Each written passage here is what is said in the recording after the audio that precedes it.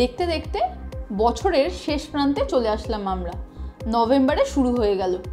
আর November মানে কি, বেশ একটা ঠান্ডা ঠান্ডা আমেজ থাকবে, রাত্রিবেলায় অন্তত লেপ মুড়ি দিতে হবে। আপনি কি ভাবছেন যে আলমারি থেকে লেপ নামানো শুরু করবেন, সোয়েটারগুলো একটু রোদে দেবেন? তাহলে আমি বলি আপাতত এইসব সোয়েটার, লেপ, কম্বল আলমারিতেই তুলে রাখুন, কারণ শীত এখন আসছে না।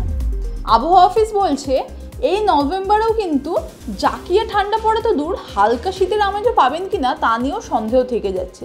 আর কারণ সেই ঘূর্ণাবর্ত, সেই বৃষ্টি হবে বাংলায়।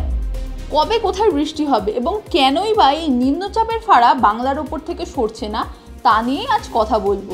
হাওয়া মোড়কে আপনাদের সঙ্গে রয়েছে আমি ইপসা। এই কয়েকদিন আগে ঘূর্ণিঝড় মান্থার প্রভাব দেখলেন আপনারা। অন্ধ্রপ্রদেশ বা তামিলনাড়ুতে যেরকম এই প্রভাব পড়েছে ঘূর্ণিঝড়ে, তেমনভাবেই কিন্তু বাংলাতেও বেশ প্রভাব পড়েছে, বৃষ্টি হয়েছে।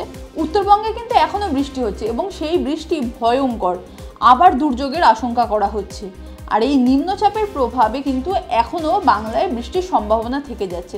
তার ফলে নভেম্বরের প্রথম সপ্তাহটায় আপনি শীত কোনোভাবেই পাবেন না, বরঞ্চ আবার বৃষ্টির ভোগান্তি পোহাতে হবে আপনাকে। এবার আসা যাক আজকের আবহাওয়ার কথায়। আলিপুর আবহাওয়া অফিস বলছে দক্ষিণবঙ্গে আজ হালকা থেকে মাঝারি পরিমাণ বৃষ্টি হতে পারে, কিন্তু উত্তরবঙ্গে বিপদের শঙ্কা থেকে যাচ্ছে, কারণ সেখানে ভারী বৃষ্টির পূর্বাভাস দেওয়া হয়েছে। আর উত্তরবঙ্গে যত বৃষ্টি হবে ততই কিন্তু নদীর জলস্তর বাড়ছে, ধসের আশঙ্কা থেকে যাচ্ছে।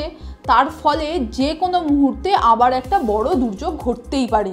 কলকাতার আবহাওয়ার দিকে যদি নজর রাখি তাহলে আকাশ দেখেই বোঝা যাচ্ছে যে বেশ মেঘলা হয়ে রয়েছে। আলিপুর আবহাওয়া অফিস বলছে আজ হালকা থেকে মাঝারি পরিমাণ বৃষ্টিপাত হতে পারে কলকাতায়, তবে ভারী বৃষ্টির সম্ভাবনা নেই। আজ দিনে সর্বোচ্চ তাপমাত্রা 30-31 ডিগ্রির মাঝামাঝি থাকবে। গতকালও সর্বোচ্চ তাপমাত্রা ছিল 31 ডিগ্রি।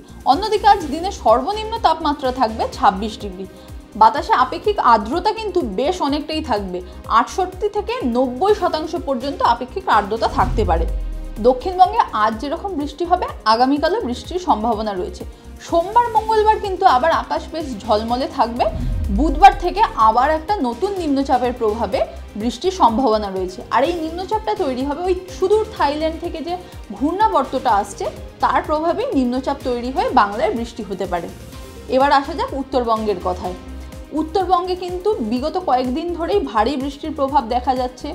সিকিম থেকে শুরু করে দার্জিলিং, জলপাইগুড়ি, কালিম্পংয়ে কীরকমভাবে বৃষ্টি হচ্ছে, নদীর জলস্তর কীভাবে বাড়ছেন তা আপনারা আগেই দেখেছেন। আজও কিন্তু উত্তরবঙ্গে বৃষ্টির সম্ভাবনা রয়েছে। আজ জলপাইগুড়ি, কোচবিহার এই সমস্ত জেলায় ভারী বৃষ্টির সম্ভাবনা রয়েছে, সঙ্গে ঘন্টায় 30 থেকে 50 কিলোমিটার বেগেও ঝোড়ো হাওয়া বইতে পারে। অন্যদিকে বাকি জেলাগুলি অর্থাৎ দার্জিলিং, কালিম্পং এই সমস্ত জায়গাতেও কিন্তু হালকা থেকে মাঝারি পরিমাণ বৃষ্টির সম্ভাবনা রয়েছে। রবিবার পর্যন্ত এরকমই আবহাওয়া থাকবে। সোমবার থেকে উত্তরবঙ্গে হাওয়া বদল হতে পারে।